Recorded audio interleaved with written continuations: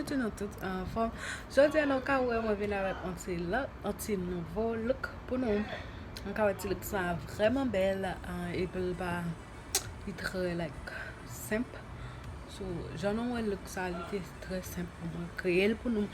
So, make sure nou ba mwen online, invite ton fami, on zami pou yo vin gade video mi yo. Adi make sure si lè nou invite ton moun pou nou voye pour mwen pour le na fait tirage là pour m'ka wè qui est-ce qui veut plus moun vin abonner à channel là. OK. Bye bye, à la prochaine. Regarde la vidéo jusqu'à la fin. Moi, je chacun de nous. Bisous.